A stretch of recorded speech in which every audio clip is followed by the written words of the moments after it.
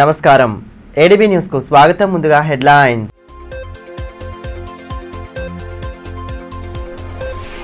అన్నదాతలకు అండగా రాష్ట్ర ప్రభుత్వ విధానాలు.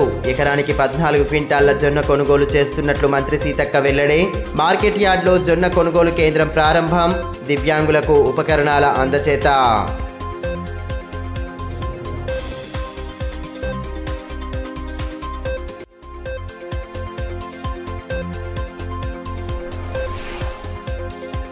బీఆర్ఎస్ రజతోత్సవ సభను జయప్రదం చేయాలి. శ్రేణులకు పిలుపునిచ్చిన మాజీ మంత్రి జోగురామన్న. లాంఛనంగా సభ వాల్ పోస్టర్ల ఆవిష్కరణ.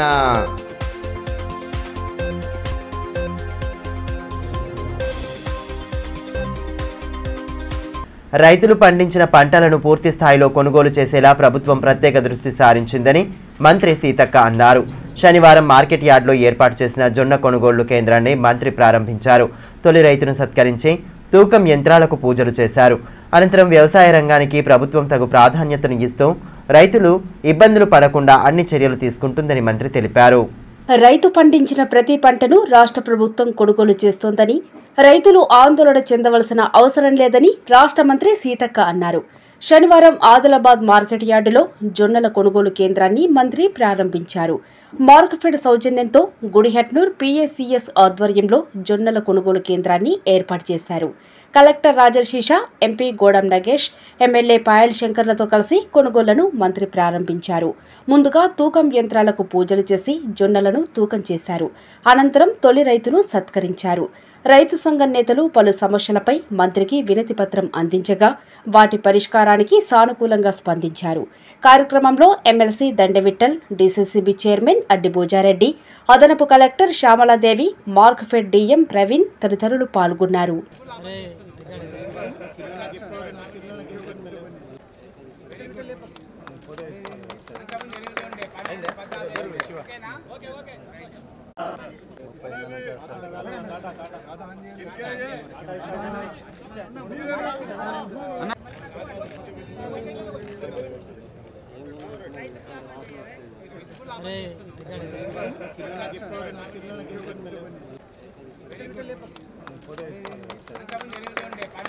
ఈ సందర్భంగా మంత్రి సీతక్క మాట్లాడుతూ పక్క రాష్ట్రాల నుంచి వచ్చే పంటలను నియంత్రించాలని, జిల్లా సరిహద్దులలో చెక్పోస్టులను ఏర్పాటు చేయాలని అధికారులను ఆదేశించారు.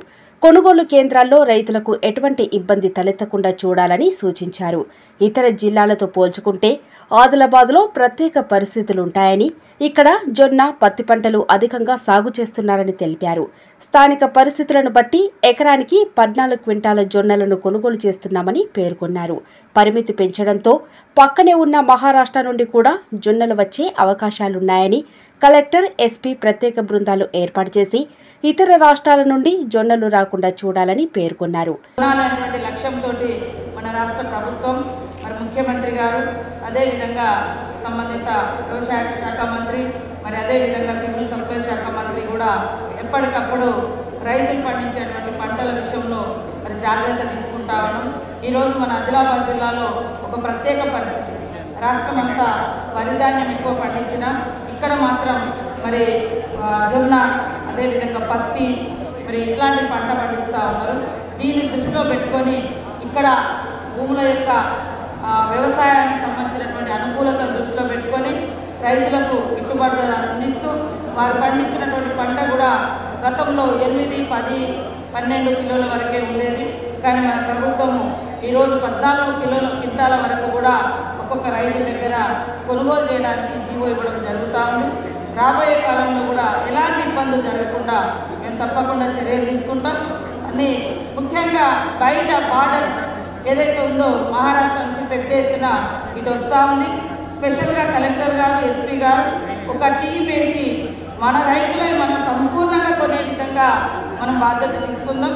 బయట వచ్చి ఇక్కడ రావడంతో ఇక్కడ రైతులకు, ఒరిజినల్ రైతులకు నష్టం జరుగుతుంది. కాబట్టి దాని మీద కూడా మేము దృష్టి పెట్టడం జరిగిందని తెలియజేస్తూ, రైతన్నలకు అండగా ఎప్పుడూ కూడా మన సీఎం రేవంత్ రెడ్డి గారి ప్రభుత్వం ఉంటుందని ఈ సందర్భంగా తెలియజేస్తూ అందరికీ శుభాకాంక్షలు తెలియజేస్తాం.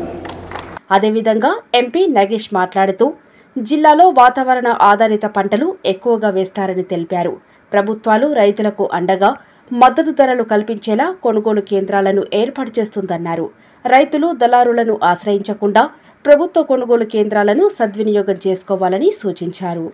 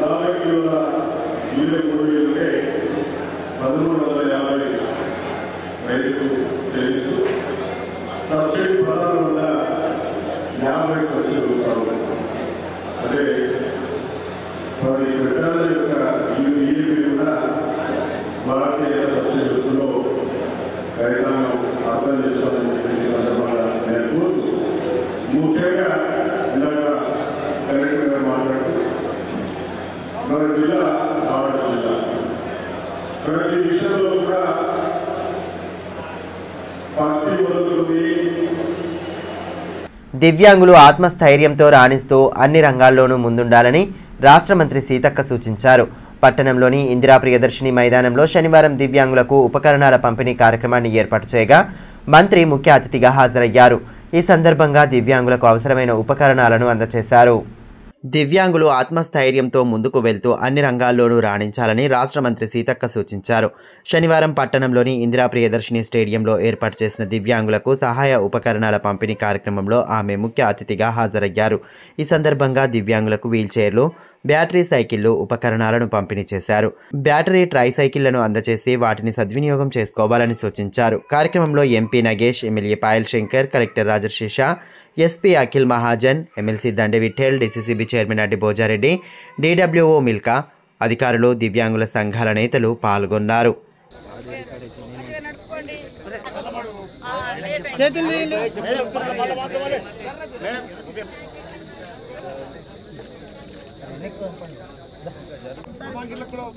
బండి నడుపుతాను. అయ్యో నీకు సైకిల్ రాలే. ఈ సందర్భంగా మంత్రి సీతక్క మాట్లాడుతూ దివ్యాంగుల సంక్షేమానికి రాష్ట్ర ప్రభుత్వం కృషి చేస్తున్నదని అన్నారు.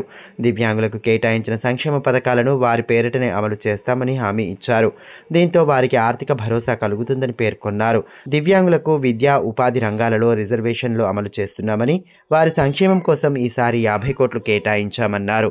30 కోట్ల రూపాయలతో వారికి అవసరమైన ఉపకరణాలను కొనుగోలు చేసేలా చర్యలు తీసుకుంటామని వివరించారు. ప్రభుత్వాలు అందిస్తున్న సహకారాన్ని సద్వినియోగం చేసుకుంటూ అన్ని రంగాల్లో ఆత్మవిశ్వాసంతో రాణించాలని పేర్కొన్నారు. దివ్యాంగులు అనేది మనం ఈరోజు మన బాడీలో ఒక పార్ట్, ఒక భాగం పనిచేయకపోవడం అనేది కొన్ని పుట్టుకతో వచ్చినాయి, కొన్ని రోడ్డు మీద ప్రయాణిస్తూ వస్తుంది, కొన్ని మనం తినే తిండి ద్వారా సడన్ గా మనకు షుగర్ ఎక్కువై కళ్ళ మీద ఎఫెక్ట్ అవడము, లేదా ఇతర బాడీస్ మీద రకరకాల జబ్బులతోటి, లేదా తినే తిండిలో వచ్చేటువంటి కల్తీ కూడా ఒక్కొక్క భాగాన్ని నర్వస్ చేసేటువంటి పరిస్థితి, నరాల బలహీనత కూడా వస్తుంది. వీటన్నింటిని దృష్టిలో పెట్టుకొని మరి అది మనం చేసిన తప్పు కాదు, మనము క్రియేట్ చేసుకున్నది కాదు. కాబట్టి మనకంటూ అటు కేంద్రం నుంచి ఇటు రాష్ట్రం నుంచి మరి దివ్యాంగుల సంక్షేమం కోసము ఒక శాఖను ఏర్పాటు చేసుకుని ఆ శాఖ ద్వారా మీ సంక్షేమాన్ని చూడడం జరుగుతూ ఉంది.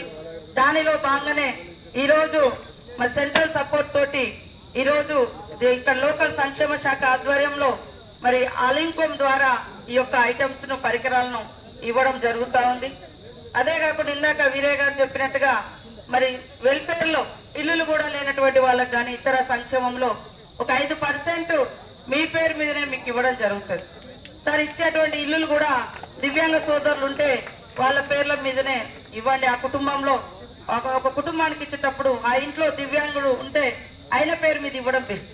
ఈ అన్ని సంపాదించిన తల్లిదండ్రులనే ఆస్తులను తీసుకొని వెళ్ళగొడుతున్నటువంటి సొసైటీ ఈ రోజు మనం చూస్తా ఉన్నాం. కాబట్టి దివ్యాంగ సోదరుల మీద ఇస్తే ఆ ఇల్లు వాళ్ళకు హక్కుగా ఉంటది. కాబట్టి మన సంక్షేమంలో కూడా 5% దివ్యాంగులకు ఇస్తున్నాం. 4% మరి ఎడ్యుకేషన్ కానీ అదే విధంగా జాబ్స్ లో కూడా ఇవ్వడం జరుగుతూ ఉంది. అదే కాకుండా గత 10 సంవత్సరాల్లో 2 కోట్లు కోటి రూపాయలే మీకు సంవత్సరానికి వచ్చేది. పోయిన బడ్జెట్ లో 50 కోట్ల రూపాయలు సీఎం రేవంత్ రెడ్డి గారు, బట్టి విక్రమార్క గారు దివ్యాంగుల సంక్షేమం కోసం పెట్టడం జరిగింది. ఈ తొందరలోనే మరి ట్రైసైకిల్ కానీ అదే విధంగా ఇతర పరికరాలు కానీ మరి ల్యాప్టాప్లు కానీ మరి అదే విధంగా మీరు ఈ సైకిల్ మీద పోతున్నట్టే ఉంటది, వెనుక ఒక బాక్స్ పెట్టే ఒక ఐటమ్ తెచ్చినాం. మీరు ఎక్కడైనా నిలబడి అదొక షాప్ నడుపుకోవచ్చు. అందులో కొన్ని ఐటమ్స్ పెట్టుకుంటారు ఇట్లా బాక్స్ లో. మీరు ఆడ సైకిల్ మీద కూర్చుంటారు, అమ్ముకుంటారు, ఇంటికి మళ్ళీ అదే సైకిల్ మీద పోవచ్చు. అట్లాంటిది ఒక కొత్త డిజైన్ కూడా చేయించి అవి కూడా ఇప్పుడు తొందరలోనే ఇవ్వడం జరుగుతుంది. ఎందుకంటే బిజినెస్ అదే విధంగా మీ పోవడానికి. పట్టణ శివారులోని సర్వే నంబర్ 72లో గుడిసెలు వేసుకుని నివాసం ఉంటున్న ఆదివాసీలకు పట్టాలు ఇవ్వాలన్న అంశాన్ని మంత్రి పొంగులేటి శ్రీనివాసరెడ్డి దృష్టికి తీసుకెళ్లడంతో ఆయన సానుకూలంగా స్పందించారని ఎమ్మెల్యే పాయల్ శంకర్ తెలిపారు.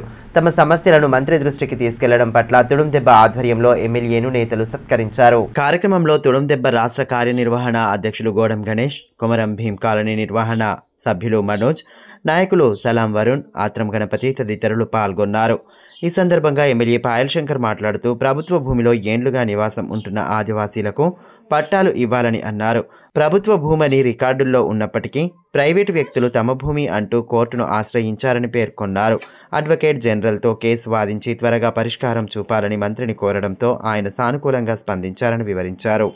పట్టణానికి ఆనుకొని ఉన్నటువంటి సర్వే నంబర్ 72లో ఇక్కడ ఆదివాసీలు మిగతా వాళ్ళంతా కూడా ఇల్లు లేనటువంటి వాళ్ళు మాకు ప్రభుత్వ స్థలంలో కనీసం ఉండడానికి అదొక ఆశ్రమం ఇవ్వాలని దాదాపు ఏళ్ల తరబడిగా అక్కడ గుడిసెలు వేసుకొని ఉంటున్నటువంటి ఆదివాసీ సోదరులకు పట్టాలు ఇవ్వాలని, పట్టాలు ఇచ్చి తర్వాత వాళ్ళకి ఇల్లు కట్టియాలని మొన్న జరిగినటువంటి శాసనసభ సమావేశాల్లో ప్రభుత్వ దృష్టికి తీసుకెళ్లే ప్రయత్నం చేసిన గౌరవ ముఖ్యమంత్రి గారు కూడా తప్పకుండా ఆ విషయం మీద న్యాయం చేస్తారని మాట్లాడారు. మరి నిన్న కూడా రెవెన్యూ శాఖ మంత్రి పొంగులేటి శ్రీనివాసరెడ్డి గారు, జిల్లా ఇన్ఛార్జ్ మంత్రి సీతక్క గారు వచ్చినప్పుడు ఆ పేదలకు పట్టాలు ఇవ్వాలి, ఒక పక్క ప్రభుత్వ భూమి అని ప్రభుత్వం వాదిస్తున్నది, మరో పక్క కొందరు భూ కబ్జాదారులు మా పట్టా భూమి అని దొంగ కాగితాలు పెట్టుకొని కోర్టుని తప్పుదో పట్టించారు. ఆ విషయం మీద అడ్వకేట్ జనరల్ని మరి కోర్టులో వాదించాల్సిందిగా నిన్ననే రెవెన్యూ శాఖ మంత్రి గారు ఆదేశాలు ఇవ్వడం జరిగింది. నాకు ఒక నమ్మకం, విశ్వాసం ఉన్నది. ఇల్లు లేనటువంటి పేదవాళ్లకు ఆదిలాబాద్ పట్టణంలో ఇళ్ల స్థలాలు రావాలని. ఈరోజు పేదవాడు ఇళ్ల స్థలం కొనుక్కోవాలంటే లక్షల రూపాయలు పెట్టి కొనలేనటువంటి పరిస్థితుల్లో ఉన్నది. మరి అటువంటి సమయంలో ప్రభుత్వమే వాళ్లకు ఇళ్ల పట్టాలు ఇచ్చి ప్రభుత్వ భూమి ఇచ్చి ఆదుకోవాల్సిన అవసరం ఉంది. కాబట్టి తప్పకుండా ఈరోజు కూడా ఇన్ఛార్జ్ మంత్రి సీతక్క గారితో మిగతా ఆదివాసీ నాయకులు మేమంతా కూడా కలిసి మాట్లాడినప్పుడు వారు కూడా సానుకూలంగానే స్పందించారు. వారు ఒక మాట చెప్పారు, తప్పకుండా హైదరాబాద్లో ప్రత్యేకమైన సమావేశం పెట్టి సంబంధిత హైకోర్టు ఆదేశాలను ఏ రకంగా మరి ప్రభుత్వానికి అనుకూలంగా తీసుకునే విధంగా ప్రయత్నం జరగాలి. బీఆర్ఎస్ పార్టీ రజతోత్సవ సభ వాల్ పోస్టర్లను మాజీ మంత్రి పార్టీ జిల్లా అధ్యక్షులు జోగురామన్న శనివారం ఆవిష్కరించారు. ఈ నెల 27న వరంగల్లో భారీ ఎత్తున సభ జరగనున్న నేపథ్యంలో వాల్ పోస్టర్లను ఆవిష్కరించి సభను జయప్రదం చేయాలని పిలుపునిచ్చారు. బీఆర్ఎస్ పార్టీ రజతోత్సవ సభను భారీ ఎత్తున నిర్వహించనున్న నేపథ్యంలో పార్టీ శ్రేణులు, ప్రజలు పెద్ద సంఖ్యలో హాజరై జయప్రదం చేయాలని బీఆర్ఎస్ జిల్లా అధ్యక్షులు మాజీ మంత్రి జోగురామన్న పిలుపునిచ్చారు. శనివారం పార్టీ నేతలతో కలిసి రజతోత్సవ సభకు సంబంధించిన వాల్ పోస్టర్లను ఆయన ఆవిష్కరించారు. జై బీఆర్ఎస్, జై కేసీఆర్ నినాదాలతో నేతలు హోరెత్తించారు. ఈ సందర్భంగా మాజీ మంత్రి జోగురామన్న మాట్లాడుతూ ప్రత్యేక తెలంగాణ రాష్ట్రాన్ని సాధించడంలో బీఆర్ఎస్ పార్టీ అత్యంత కీలక పాత్ర పోషించిందని, మాజీ ముఖ్యమంత్రి కేసీఆర్ సారథ్యంలో రాష్ట్రం అభ్యున్నతి పథాన దూసుకెళ్లిందని అన్నారు. ఉద్యమ పార్టీ 25 ఏండ్ల ప్రస్థానంలో అనేక విజయాలు సాధించడమే కాకుండా ప్రజా సంక్షేమమే మొదటి ప్రాధాన్యతగా ముందుకు సాగిందన్నారు. బీఆర్ఎస్ రజతోత్సవ సభను ఈ నెల 27న వరంగల్లో భారీ ఎత్తున నిర్వహించనున్నట్లు తెలిపారు. కార్యక్రమాన్ని జయప్రదం చేసేలా పార్టీ నేతలు, ప్రజలు పెద్ద సంఖ్యలో హాజరు కావాలని పిలుపునిచ్చారు.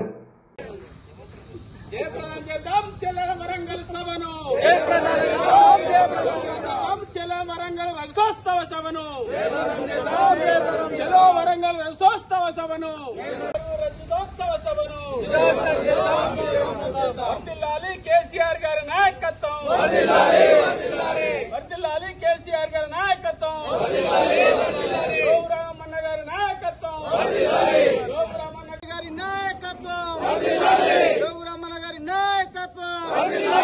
జై బీఆర్ఎస్. ఇదిలా ఉంటే బేలా మండల కేంద్రంలో బీఆర్ఎస్ శ్రేణులు పార్టీ రజతోత్సవ సభ పోస్టర్లను ఆవిష్కరించారు. ఈ కార్యక్రమంలో మాజీ గ్రంథాలయ సంస్థ చైర్మన్ రౌత్ మనోహర్, పార్టీ మండల అధ్యక్షులు ప్రమోద్ రెడ్డి, నాయకులు గంభీర్ ఠాక్రే, సతీష్ పవార్, దేవన్న, విపిన్ ఖోడే, మస్కి తేజ్రావు, విశాల్ గోడే, ఆకాష్ గుండావార్ తదితరులు పాల్గొన్నారు.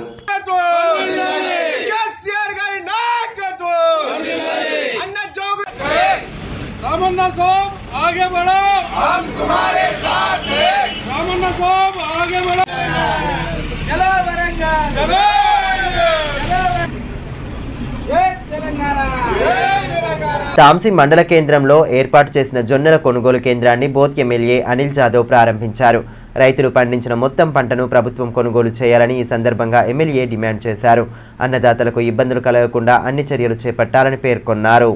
రైతులు యాసంగి సీజన్లో పండించిన జొన్నలను ఎకరానికి 15 క్వింటాలకు పైగా కొనుగోలు చేయాలని both MLA Anil Jadhav demand చేశారు. శుక్రవారం తాంసీ మండల కేంద్రంలో జొన్నల కొనుగోలు కేంద్రాన్ని అధికారులతో కలిసి ప్రారంభించారు. శుక్రవారం మధ్యాహ్నం ఇన్ఛార్జ్ మంత్రి సీతక్క చేతుల మీదుగా కొనుగోలు కేంద్రాన్ని ప్రారంభించాల్సి ఉన్నప్పటికీ చివరి క్షణంలో మంత్రి పర్యటన రద్దు కావడంతో ఎమ్మెల్యే కొనుగోళ్లను ప్రారంభించారు. ఈ కార్యక్రమంలో PACS vice chairman Dhanunjay, CEO Keshav, AO Ravinder, PACS డైరెక్టర్లు, మండల నాయకులు, రైతులు, కార్యకర్తలు పాల్గొన్నారు.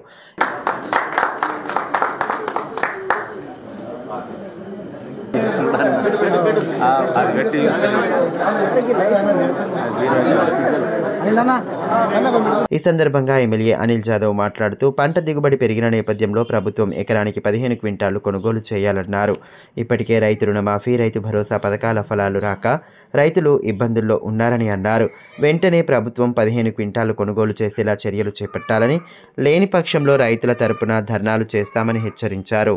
జొన్నల కొనుగోలు కేంద్రాన్ని ప్రారంభించడం జరిగింది. కొంచెం ఆలస్యమైనా కానీ గౌరవ మంత్రి గారు వచ్చేటుందే, ఎందుకంటే సమయ లేనందువలన ఇక మేమే ప్రారంభించడం జరిగింది. మొన్ననే మేము కూడా గౌరవ మంత్రి గారిని మరి జిల్లా కలెక్టర్ మేమందరము నేను కూడా లెటర్ ఇచ్చాం గవర్నమెంట్. ఈ 8 కుంటలు అనేది కొనుగోలు కేంద్రం అనేది సరైనది కాదు. ఖచ్చితంగా 14 కుంటలు 15 కుంటలు కొనాలి.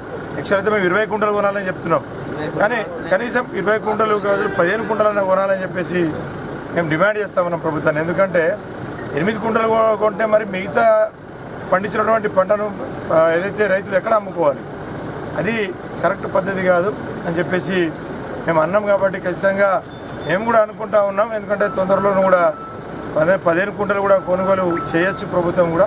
ఎందుకంటే కొంటే కూడా బాగుంటుంది, రైతులను ఆదుకోవాలి. ఎందుకంటే ఇప్పుడే రైతులు చాలా కష్టాల్లో ఉన్నారు.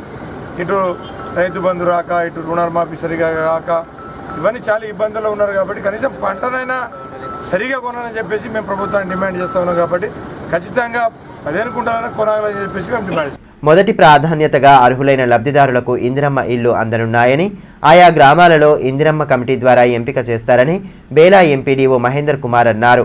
శనివారం బేలా మండల పరిషత్ కార్యాలయంలో వివిధ గ్రామాల ఇందిరమ్మ కమిటీ సభ్యులతో ఏర్పాటు చేసిన సమావేశంలో ఆయన పాల్గొన్నారు. బేలా, శంషాబాద్, జునోని, వరూర్, సదల్పూర్ గ్రామాల ఇందిరమ్మ కమిటీ సభ్యులతో సమావేశం ఏర్పాటు చేసి విధి విధానాలను వివరించారు. ఈ సందర్భంగా ఎంపీడీఓ మహేందర్ కుమార్ మాట్లాడుతూ ప్రభుత్వం ప్రతిష్టాత్మకంగా చేపడుతున్న ఇందిరమ్మ ఇళ్ల ఎంపికలో అర్హుల ఎంపిక కోసం సమావేశం ఏర్పాటు చేయడం జరుగుతుందని అన్నారు. మొత్తం వచ్చిన దరఖాస్తులలో ఆయా గ్రామాల్లో ప్రభుత్వం నుండి వచ్చిన ఆదేశాల ప్రకారం ఎంపిక ఉంటుందని తెలిపారు.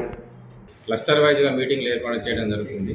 గత 2 రోజుల నుంచి ఎంపీ గారు నేను ప్రత్యేకంగా గ్రామ పంచాయతీ వారీగా మీటింగ్లు 5 గ్రామ పంచాయతీలో క్లస్టర్ వైజ్గా మీటింగ్ ఏర్పాటు చేయడం జరుగుతుంది. అందులో భాగంగా నేడు బేలా, శంషాబాద్, వరూర్, జునూని, సదల్పూర్ గ్రామ పంచాయతీకి సంబంధించిన కమిటీ మెంబర్స్ను ఈరోజు ఇక్కడికి పిలిపించి వారికి ఇందిరమ్మ ఇళ్ల గురించి అవగాహన కొరకు మీటింగ్ ఏర్పాటు చేయడం జరిగింది. అందులో భాగంగా మనకు బేలకు 31 ఇల్లు రావడం జరిగింది, శంషాబాద్కు 12, వరూర్ 7, జునూని 13, సదల్పూర్ 9. అయితే ఇందులో ఎలిజిబుల్ లిస్టు వీళ్ళకి అందరికీ మేము అందజేయడం జరిగింది. ఏదైతే ఎలిజిబుల్ లిస్టు అందజేసినామో అందులో నుండి బీదవారిని ఎన్నుకొని మాకు లిస్టు ఇవ్వవలసిందిగా మీరు కోరడం జరిగింది. ఏదైతే వాళ్ళ బీదవాళ్ళ లిస్టు ఇవ్వడం జరుగుతుందో వాటిని మళ్ళీ తిరిగి మేము అధికారులను పరిశీలించి సరైనగా ఇవ్వడం జరిగిందా లేదా తెలుసుకొని వాటిని మేము మంజూరు కొరకు పంపడం జరుగుతుంది. భక్తి మార్గంలోనే మానసిక ప్రశాంతత లభిస్తుందని, చెడు వ్యసనాలను వీడి సన్మార్గంలో పయనించాలని రామ్రాజ్ మహారాజ్ సూచించారు. భద్రాచలం నుండి జిల్లా కేంద్రానికి వచ్చిన ఆయన స్థానిక శ్రీ కన్యకా పరమేశ్వరి దేవి ఆలయంలో ప్రత్యేక పూజలు జరిపారు. భద్రాచలం నుండి తీసుకువచ్చిన శ్రీరామ పాదుకలను భక్తులు దర్శించుకొని పూజలు చేశారు. ఆలయంలో శనివారం ఉదయం నుండే ప్రత్యేక హారతులు అందచేసి అమ్మవారిని కొలిచారు. అనంతరం భక్తులకు ఆధ్యాత్మిక బోధనలు చేశారు.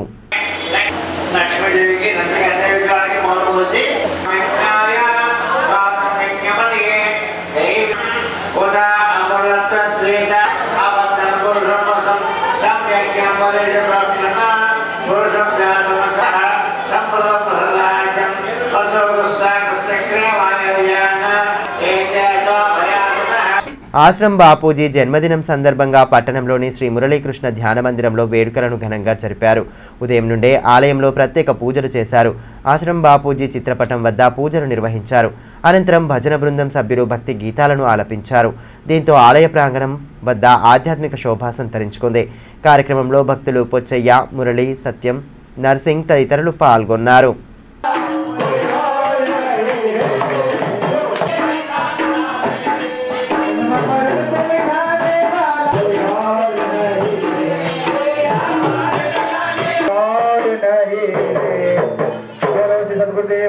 ఎస్ఎఫ్ఐ రాష్ట్ర మహాసభలను విజయవంతం చేయాలని ఎస్ఎఫ్ఐ నాయకులు కొట్నక్ సక్కు పిలుపునిచ్చారు. పట్టణంలోని సిపిఎం కార్యాలయంలో శనివారం మహాసభలకు సంబంధించిన వాల్ పోస్టర్లను ఆవిష్కరించి కార్యక్రమ వివరాలను వెల్లడించారు. రాష్ట్రంలో అనేక సమస్యలు ఎదుర్కొంటున్న విద్యా సంస్థలు కాబట్టి తప్పకుండా ఈ ఎస్ఎఫ్ఐ మహాసభలలో ఈ సమస్యల మీద తీర్మానం కూడా వేయడం జరుగుతుంది. ఎస్ఎఫ్ఐ మహాసభలో చర్చించడం కూడా జరుగుతుంది. పట్టణంలోని నిషాన్ ఘాట్ 170 కాలనీలలో కనీస సౌకర్యాలు కల్పించాలని సిపిఐ జిల్లా కార్యదర్శి ముడుపు ప్రభాకర్ రెడ్డి డిమాండ్ చేశారు. సమస్యల సాధనే లక్ష్యంగా కలెక్టరేట్ ఎదుట చేపడుతున్న రిలే నిరాహార దీక్షలు కొనసాగుతున్నాయి. దీక్షలో పాల్గొన్న నేతలు సమస్యలను ప్రస్తావిస్తూ పెద్దపెట్టున నిరసన నినాదాలు చేశారు. వెంటనే కాలనీలో రోడ్డు, మంచినీరు, కరెంటు సౌకర్యాలు కల్పించాలని, లేని పక్షంలో ఉద్యమాలు ఉధృతం చేస్తామని స్పష్టం చేశారు. 34 రోజులుగా నేటికి నిరాహార దీక్షలు రిలే నడుస్తూ ఉన్నది. ఈ రిలే దీక్షలు కలెక్టర్ గారికి అందరి దృష్టికి తీసుకురావడం జరిగింది. ముఖ్యంగా మన ఆదిలాబాద్ జిల్లా ఇన్ఛార్జి మంత్రులు, పంచాయతీరాజ్ మరియు శిశు సంక్షేమ శాఖ మహత్యులైన మన సీతక్క గారికి ఇప్పుడే మనం సిపిఐ పార్టీ కలవడం జరిగింది. స్వాగతం పలికినాం. సీతక్క గారు ఈ నిరాహార దీక్ష రేపటికి 35 రోజులు అవుతా ఉన్నాయి. మరి మేడం గారు మీరు మరి చిన్న సమస్య మంచినీరు, కరెంటు, రోడ్ల సమస్య చిన్న సమస్య అనేది 58 జీవో ప్రకారం రూల్ ఉంటే మీరు పట్టాలు ఇవ్వచ్చు అని చెప్తే మేడం గారు వెంటనే స్పందించి ఈరోజు రమ్మన్నాం. కానీ సీతక్క గారు రేపు ఉదయం ఈ నిరాహార దీక్ష శిబిరానికి ఉదయం 10 గంటలకు మేము వస్తున్నాం, మీరు రెడీ ఉండాలి అని చెప్పి మేడం గారు ఇప్పుడే మాట ఇవ్వడం జరిగింది. సీతక్క గారు రేపు కలెక్టర్ గారు అధికారులు అందరూ వస్తారు. కాబట్టి ప్రజలు కూడా నిషాన్ ఘాట్ కానీ 170 కాలనీ కానీ రేపు మంత్రి గారు మనకు ఇక్కడ హామీ ఇవ్వడానికి మన దీక్ష శిబిరానికి మరి మంత్రి గారు వస్తున్నారు, అధికారులు వస్తారు. కాబట్టి ఈ దీక్ష 35 రోజుల దీక్ష చేరుకున్నది. మరి మిత్రపక్షం ప్రజాపాలన ప్రభుత్వం మాది అయినప్పటికీ ప్రజా సమస్యల పట్ల నిరాహార దీక్ష చేయక తప్పలేదు. కాబట్టి మంత్రి గారికి వివరించడం, మన ప్రభుత్వమైన సమస్యల కొరకు నిరాహార దీక్ష చేస్తున్నాం, మీరు రండి అని తప్పకుండా దీక్షకు వస్తా అంటే రమ్మంటే సీతక్క గారు రేపు ఉదయం 10 గంటలకు వస్తున్నామని ఇప్పుడే మా మాట ఇవ్వడం జరిగింది. స్వయంగా కలిసి మేము మేడంకు సన్మానం కూడా ఇవ్వడం జరిగింది. రేపు ఉదయం 10 గంటలకు ఇక్కడ వస్తున్నది. ప్రజా సమస్యల కొరకు నిషాన్ ఘాట్ మరి 170 కాలనీ హౌసింగ్ బోర్డు వారు రావాలని చెప్పేసి విజ్ఞప్తి చేస్తాం. వార్తలు ముగించే ముందు హెడ్లైన్స్ మరోసారి.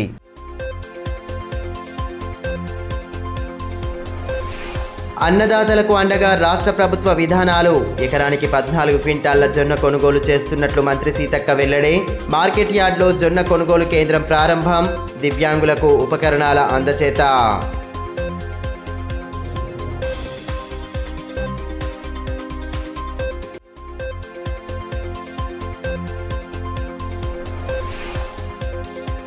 బీఆర్ఎస్ రజతోత్సవ సభను జయప్రదం చేయాలి. శ్రేణులకు పిలుపునిచ్చిన మాజీ మంత్రి జోగురామన్న.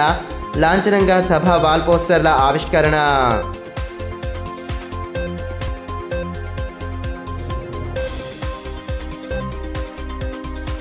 ఈ వార్తలు ఇంతటితో సమాప్తం. తిరిగి ప్రసారమయ్యే మరో బులెటిన్లో మళ్ళీ కలుసుకుందాం. అంతవరకు సెలవు. నమస్కారం.